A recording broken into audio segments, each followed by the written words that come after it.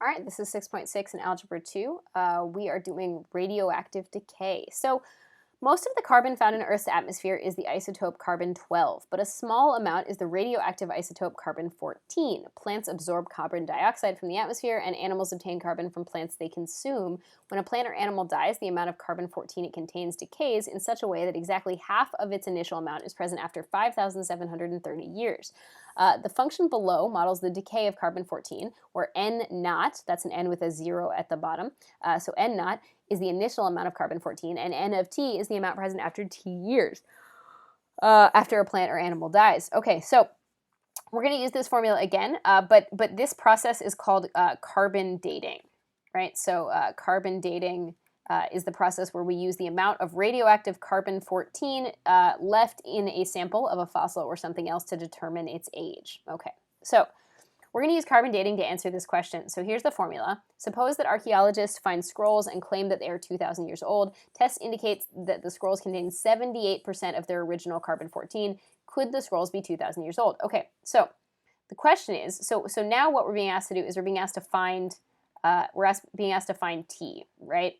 Because we're told that what remains at this time is 78% of the original amount of carbon-14. Right? That would equal the original amount of carbon-14 e to the negative 0.00012 t, right? So first thing I'm going to do is I'm going to do subtraction and addition, but there isn't any. Then I'm going to do division and multiplication, and when I divide by n naught, you'll notice that there's no more n naught on either side. So I'm going to get 0.78 equals e to the negative 0.00012 t. Now I'm going to get rid of this exponent, I'm going to take the natural log of both sides. Okay, so the natural log of 0.78 is going to equal the natural log of e to this stuff. But remember that a natural log of e cancels, so I just get this stuff, right? So I'm going to get that the natural log of 0.78 divided by negative 0.00012 should give me t. So let's go ahead and do that. The natural log of 0.78 divided by negative 0.00012, enter, and I'm going to get that this is 2070.511 years, and so yes, it's close to 2,000 years old. So I know that in our human lifespan, 70 years is a big difference, right? But in terms of carbon dating and the eons that we're looking at when we see how old something is at times, like when we're looking at a dinosaur fossil or something, being off by 70 years is not a significant margin. So yes, it's approximately 2,000 years old. All right, so go ahead and try carbon dating in P6, right? A piece of charcoal from an ancient campsite is found in an archaeological dig. It contains 9% of its original amount. Estimate the age. So we know that my current amount of carbon-14 is 9% of the original, so 0.09 n naught equals n naught e to the negative 0.123, 3 zeros and then 12 t. Again, and you've probably noticed this, we divide by n naught and the n naught is just gone, right?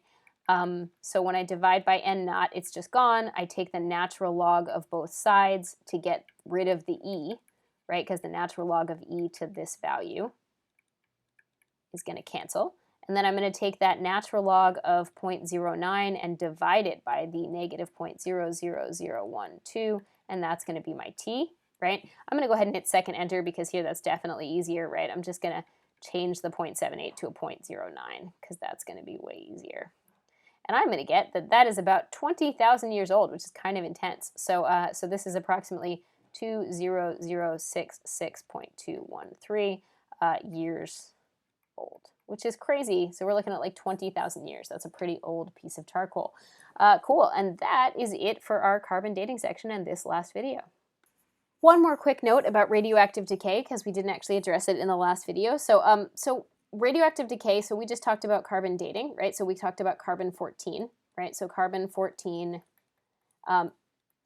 half of a sample of carbon-14 decays in a 5,730 year period, right? So we call that a half-life, okay? So it is a half-life of 5,730, okay, years. right? So that's how long it takes to decay. So the reason this is worth noting is that radiation doesn't go away. So radioactive material doesn't ever disappear.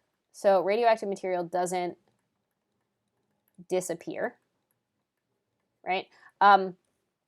What happens is if you have something that's super duper radioactive, right? It starts out really radioactive and then it drops down and looks like this, right? So see how it never crosses zero? So this is never gonna cross zero, right? So what happens is radioactive material doesn't disappear. It just eventually becomes so inert, right? Like so much of the radioactive material becomes not radioactive anymore that there's such a small percentage of radioactive material that the area is considered safe. So when there's like a nuclear explosion, when there's a meltdown at a plant like Chernobyl, right, or 3 Mile Island, that area is radioactive and the materials there will never be not radioactive. Eventually just such a small percentage of it is radioactive that it's considered safe. So just wanted to address that this is called a half-life. Carbon-14 has a half-life of 5,730 years. You can certainly Google what other kind of radioactive half-lives there are. There are certainly some that are much shorter and some that are much longer. But again, something that's radioactive never stops being radioactive. At some point, a certain percentage of it is not radioactive, and if that percentage is large enough, then we consider an area to be safe. But that's the way that radioactive decay works, okay?